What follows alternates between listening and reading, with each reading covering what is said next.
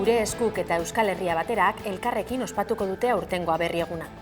Ekitaldia datorren martxoaren 28an egingo dute Lizarran, eta honen helburua aberri eguna instituzionalizatzea izango da. Ospakizun bateratua bultzatzea alegia.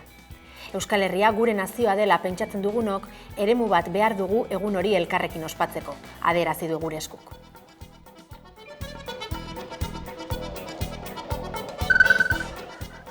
Bilboko udalak bizilagun bat kaleratu du San Adrian auzoan.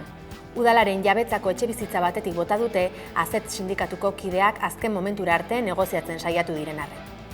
Azkenerako ez dute lortu kaleratzea eragoztea eta etxebizitzako atea bota eta barruan zeuden sindikatuko bi kideak ere kanporatu dituzte. 13 urte zeramatzan auzokideak han bizitzen eta aspalditik ari zen salatzen etxebizitzaren egoera penagarria zela. Confebaski, Araba, Bizkaia eta Gipuzkoako patronalari gutxieneko soldata propioa negoziatzeko deialdia luzatu diote ELA eta LABek datorren martxoaren 24-rako. Sindikatuok lan harremanei soilik eragingo dien gutxieneko soldata baten inguruko eztabaida bultzatuko dute, gizarte prestazioi eragingo ez diena, horixe negoziatzeko ahalmena bazutela ebatzi baitzuen Euskal Autonomia Erkidegoko Auzitegi Nagusiak. Alor judizialarekin jarraiki, helegitea aurkeztuko dutela jakinarazi dute, epaitegi honek patronalari eginiko aldarrikapena gaizki baloratu ostean, ohar batean adierazi dutenaren arabera.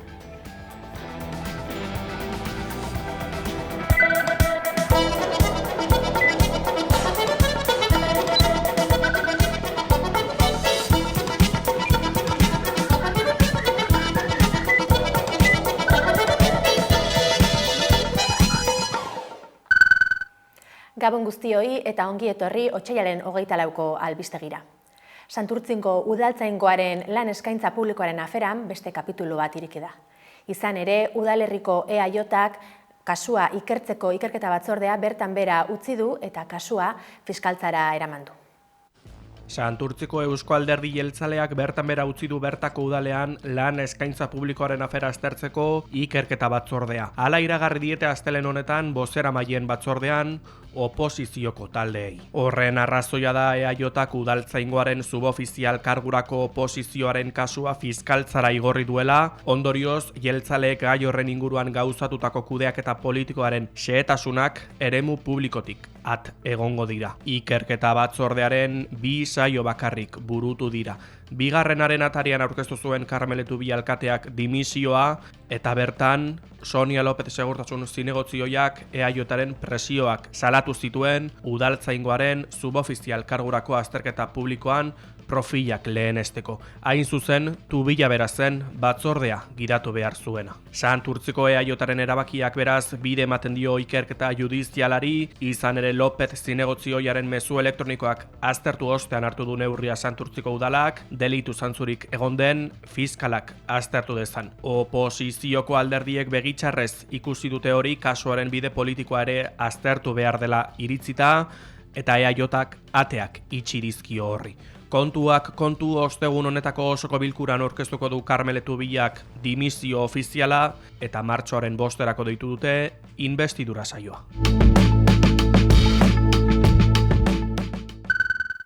Iruñeko udalak eta Nafarrako hainbat alderditako bozeramaileek pasaden larunbatean Sadar futbol zelaian Espainiako poliziak eginiko kargak gaitzetsi dituzte. Gertakariak argitzeko ikerketa martxan jar dezaten ere exijitu dute. Iruñeko udalak larunbatean Sadar futbol zelaian izandako Espainiako poliziaren kargak gaitzetsi ditu astelehen honetan. Errespetu, bizikidetza eta segurtasun giroa sustatzeko konpromisoa berretsi du udalak eta ikerketa zabaltzeko eskatu du. Tokiko gobernu batzarra zaleen artean eragindako haserrera batu da ere. Mikel Zabaleta EH Bilduko parlamentariak ere oso larritzat jo ditu gertakariok. Geroa bairi dagokionez, Pablo Azkona taldearen Nafarroako parlamentuko bozeramaileak adierazi du ikusitako irudiak kezkagarriak direla eta neurrigabea izan dela poliziaren jokaera. Ikerketa martxan jar dezaten ere exijitu du. Bestalde, Indargorri Osasunako zaleen taldeak argitaratutako oharrean adierazi du gure balioak defendatzen jarraituko dutela, tokatzen den tokian gure lehen etsaian orden oso argi edukita. eta kideak eta jarraitzaileak hurrengo mobilizazioetan parte hartzera gonbidatu dituzte. Pasaden larun batean, Osasuna eta Real Madrilen arteko partidua amaitzean, Espainiako polizia ikusleen aurka oldartu zen. Aurretik istilua gertatu zen, zaleetako batek urbotila bat botazuelako zelaira. Poliziak zale bat identifikatu zuen Indargorriren armailan eta horren ostean egin zituzten kargak. Zale bat ospitaleratu zuten honen ondorioz. 2 pertsona ere atxilotu zituzten, naiz eta horietako bat aske utzi duten jada. Zauritu gehiago ere izan dira gertakari hauen harira. Hau ez da kasu isolatua izan, Indargorriko kideek azken urteetan jazarpena jasan izan dutela salatu dute Espainiako poliziaren eta Osasunako zuzendaritzaren aldetik. Taldeak dioen bezala, hau ez zen atzo hasi eta ez da bihar bukatuko.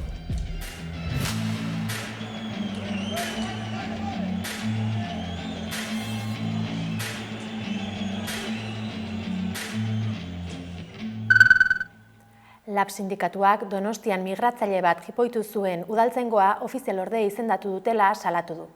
Argiak ezagutarazi ditu gai honekiko xehetasunak. Donostian migratzaile bat jipoitu zuen udaltzaingoa ofizialorde izendatu dute. Hala ezagutarazi du Argiak Lab sindikatuak haiekin elkarbanaturiko prentsa ohar baten harira. 2025ko abenduan Txago kolektiboak Instagramen partekatu zuen duela 2 urte herritar batek grabaturiko bideoa. Bertan ikus daiteke Antigua auzoko Zubimusu parkean udaltzain hori migratzaile bat izkin batean jipoitzen. Sindikatuak Argiari esandakoaren arabera, Donostiako udalak bere garaian adierazi zuen migratzaileak gainean zuen udaltzainari hankanozka egin ziola eta horregatik egin zuela hark bere aurka. Argiaren arabera, gertakari batek ez duela bestea justifikatzen salatu du Labek eta nabarmendu dute udalak eta buruzagitzak bideoa ikusi zutenean larriturik neurri administratiboak hartu zituztela. Hala ere, jipoitutako migratzaileak salaketarik jarri ez zuenez gaia artxibatu zutela. Labek edabideari helarazitako oharrean adierazi du joan den hilean Donostiako udalak migratzailea neurrigabe jipoitu zuen udaltzain hori bera ofizialorde izendatu zutela. Eta galdera plazaratu du. Nola uler daiteke horrelakorik? Sindikatuaren hitzetan erabaki hori legezkoa den arren politikoki onartezina da eta haien iritziz horrelako jokabidea duten udaltzainek ez lukete barne sustapenean jefaturara iristeko aukerarik izan behar. Herritarren, migratzaileen eta Donostiaren onerako.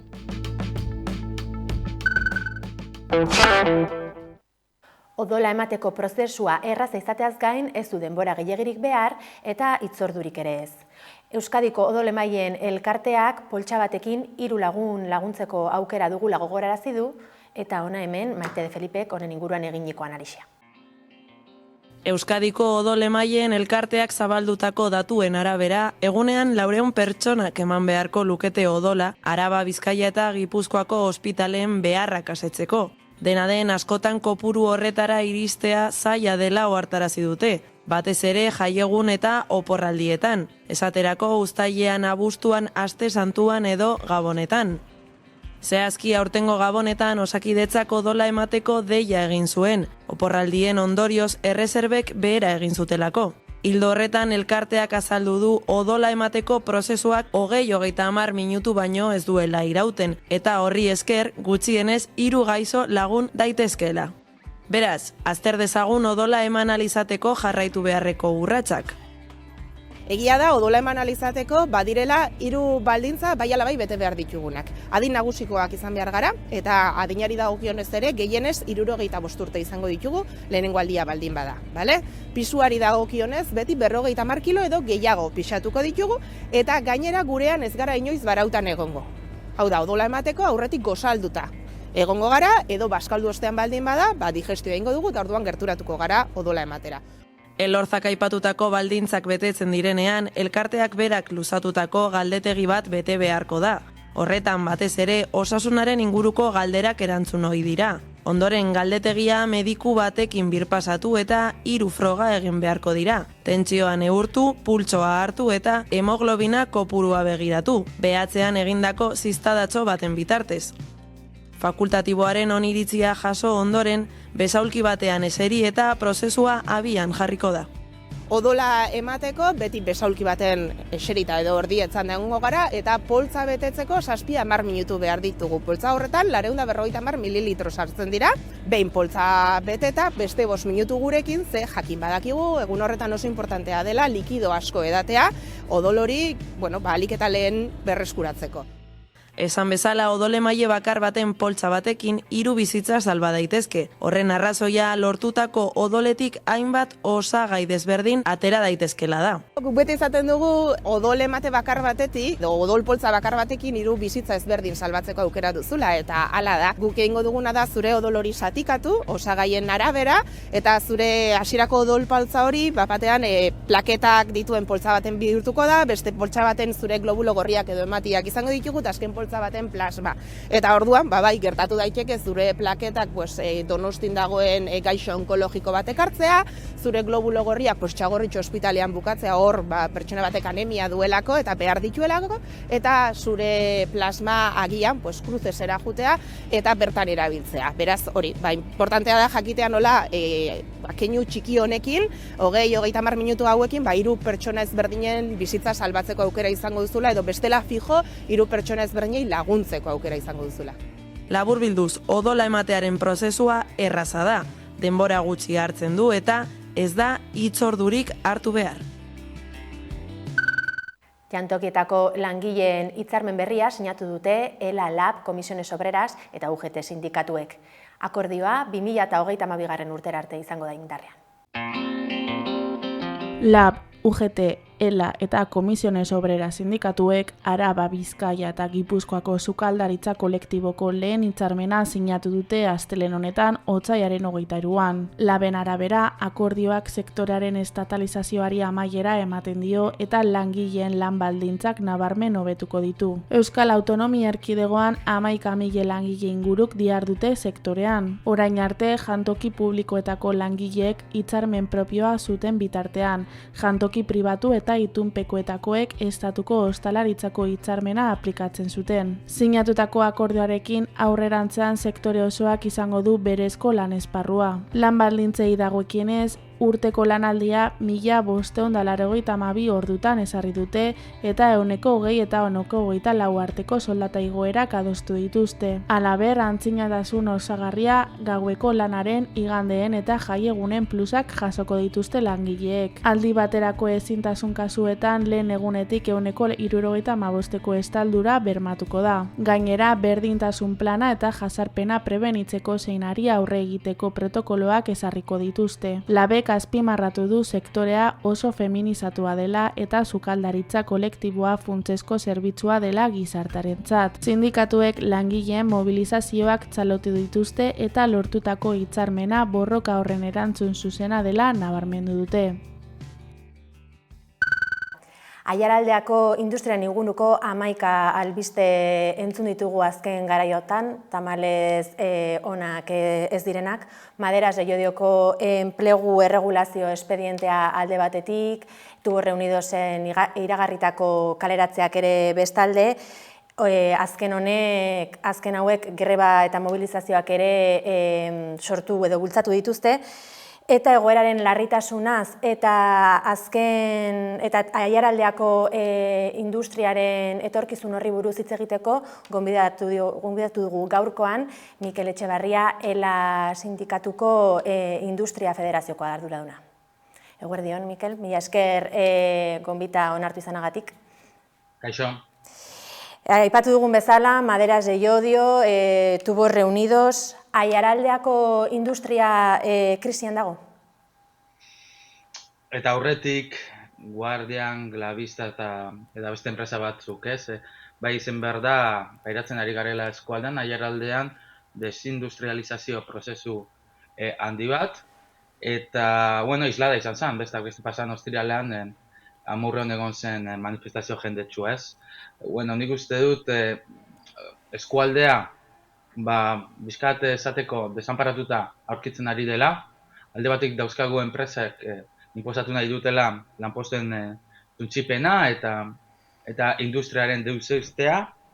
Eta bestalde daukagu instituzio batzuk ez direnak gai emoteko erantzun egokirik egoera problematiko hauei. Orduan bai, zure galderi erantzunez, goera nahiko dramatikoan gaudela esan gentzake bai. Tubos Reunidoseko aferari eutxiko diogu lehen bizi, zuzendaritzak 301 kaleratze planteatu ditu enpresaren egoera ekonomikoari aurre egiteko argudiopean esango dugu. Badu zentzurik 301 kaleratze horiek adierazteak egoerari soluzioa bilatzeko? Ez, gure ustez gaur eduki dugu erearen 3. bilera. Gaur berriro esaten dugu eta alatek argi daukagu, beraiek aipatzen dituzten arrazoiak ez daudela behar bezain ondo informatuta, arrazoituta, objektibatuta. Gaur egia da, dokumentazio ezberdin igorri digutela, aztertu beharko dugu. Baina orain arte ikusten ari garena da, beraiek planteatzen duten irtenbidea besteak beste, ez bakarrik, besteak beste, azeria ixtearekin erlazionatuta astakeri bat dela. Ez digute orain arte bideragarritasun plan zehatzik aurkeztu, bakarrik nahi dutena da kaleraketak aurrera eraman eta kostuak jaitsi, eta hori ez da bideragarritasun plan bat. Gu exigitzen duguna da, bideragarritasun plan erreal bat, horrek inkluitu beharko luke azeria, eraltzainuntza, mantentzea, eta lanpostuak ere. Beraiek egiten duten logikaren arabera, gure ustetan, bideragarritasuna benetan kolokan egongo litzake. Hauek esaten digute, guk nahi ditugun murrizketak eta enpleguaren suntziketa onartu behar duzua, eta gero bankuen gana joango gara honekin. Horrek ez dago inongo zentzurik. Zeren besteak beste guri plantatzen digutena aparte astakeri bat izatea, aparte, ez digu ematen etorkizunik. Hau da, txantaia baten aurrean aurkitzen ari gara, gure ustetan, eta hori ez da fede honez funtzionatzeko erabat ere bateko kontsultaldian. Astelehen honetako bilera aipatu duzu negoziatzeko bilera hori, beraz aurretik eskainitakoarekin alderatuta ez du inolako aurrera pausurik edo bekuntzarik eskaini enpresak? Informazio horik apenas eman digute. Nik uste importantea zehaztea. Kontsultaldi honetan eta ere prozesuan enpresak informazio eman behar du eta arrazoitu planteatzen ari dena. Orain arte argi daukagu elatik eta nik uste dut beste sindikatutik ere, eman duten informazioak ez dela koherentea, ez dela nahikoa eta ez dela arrazoitzen egin nahi dutena.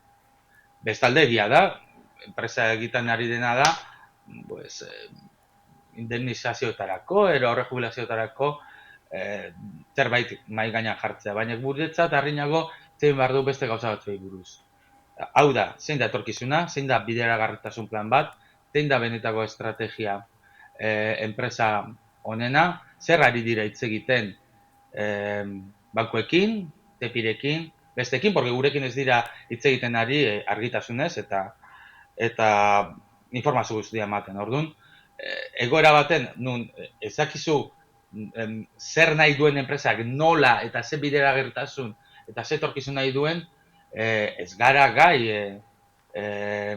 ez da baloratzeko ere beraien eskaintzak. Bueno, bai, baloratu egin ditugu.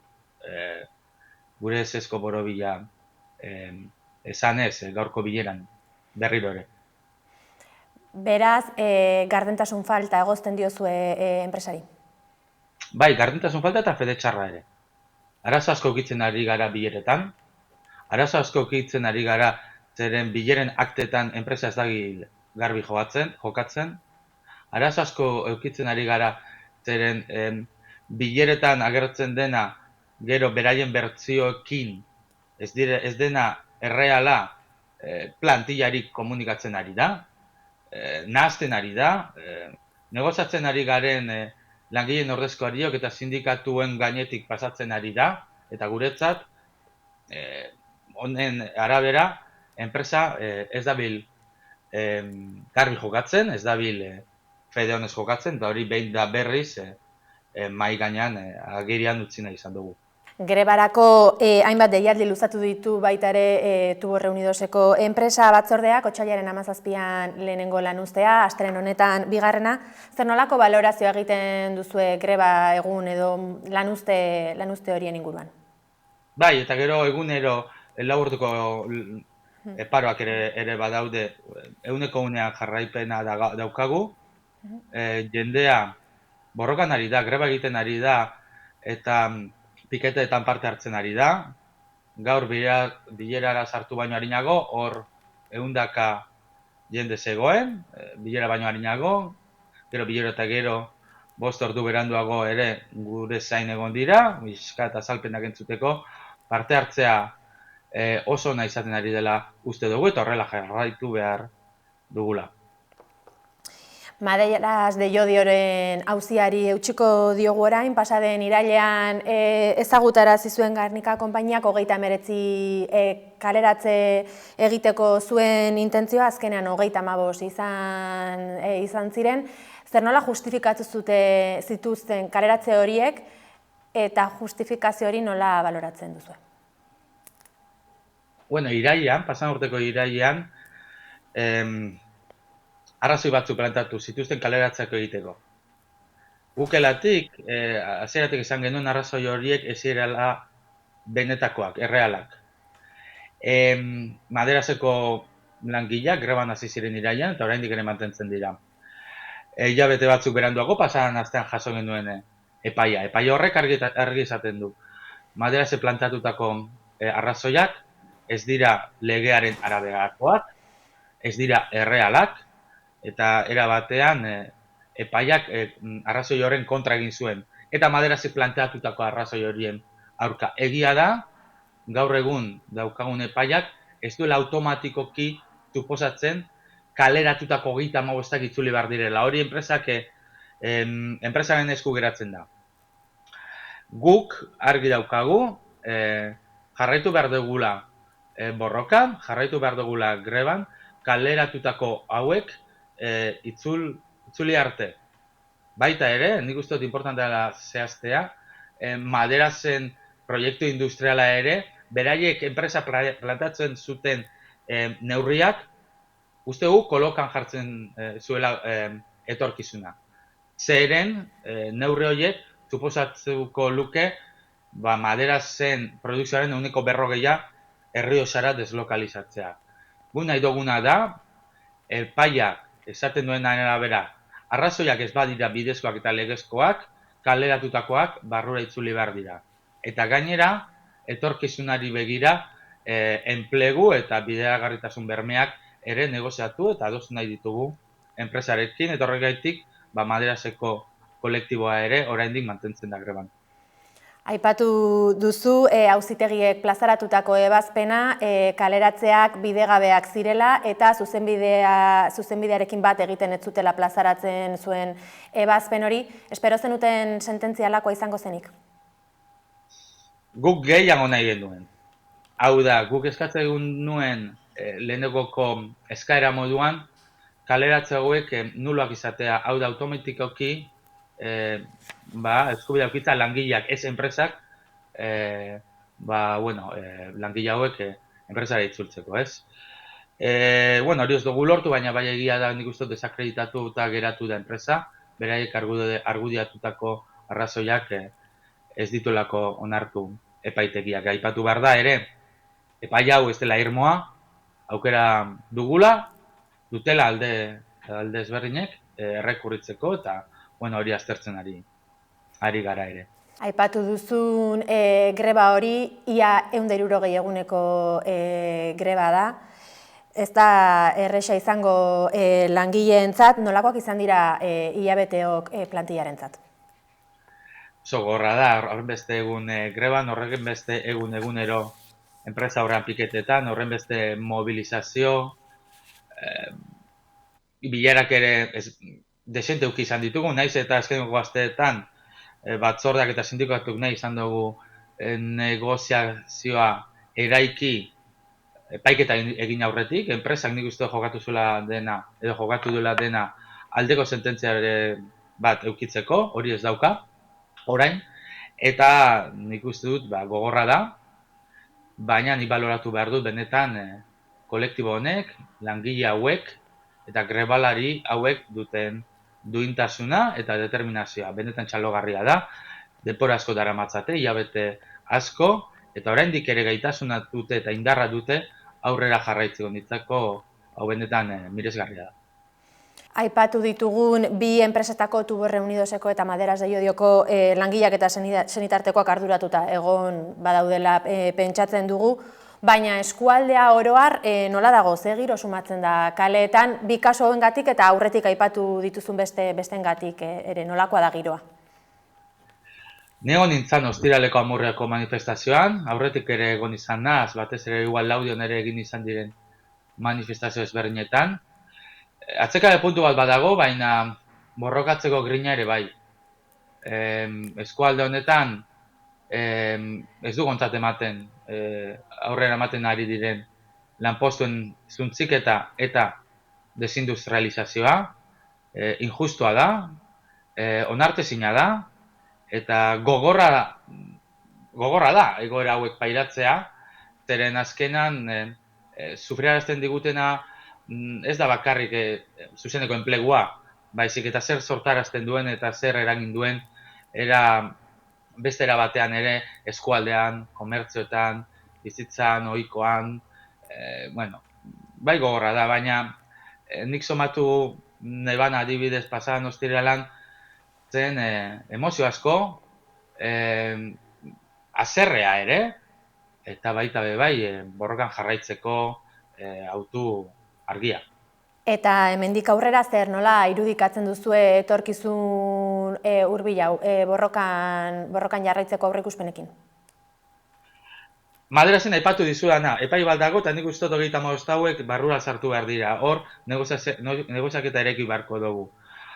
Eta Tubosen nik uste dut gaur egun mahai negoziatzailean eman diguten azalpenak kontutan izan da, eman diguten informazio eskatsa, inkoherentea eta ahularek aurrean, guk gaur esan dugu bileran, hau da, elatik argi esan diogu, daukagunarekin mahai gainean, guk uste dugu, erea, bertan bera utzi beharko lukeela, hortik aurrera, enpresak era garden eta serio baten, langileen ordezkariekin negoziatu beharko luke bideragarritasun plan, erreal bat, zeinek errespetatuko duen, bat, enplegua, eta bi, azeria mantentzea. Beste elementu gehiago ukiko ditu noski bideragarritasun plan horrek, baina bi ardatz horiek guretzat oso argiak dira. Hitz hauekin amaituko dugu gaurkoan elkarrizketa, Mikel Etxebarria, mila esker gurekin hitz egiteko tartea hau hartu izanagatik. Eskerrik asko, zeuei. Gaurkoan Eskafandra taldearen Damurik ez da bestearekin emango diogu amaiera albistegiari. Gogoratu Amaikaren webgunea eta sare sozialak eskuragarri dituzuela informazioa zabaldu nahi izan ez gero. Mila eskertzuen arretagatik, ondo izan eta bihar arte. Maite geruen gorri angurutzatzea, kometa orbitatik ateratzea, aitortzen dute emozio beharrez nintzen, parte horrekin azkatuta nengoen, ez ustean hirugarren mundu gerra, dekaratu duzure irribarreak. Eskutik helduta, eraman berriz jaiotzera, garitorik ilunenera. Ordu batzu ez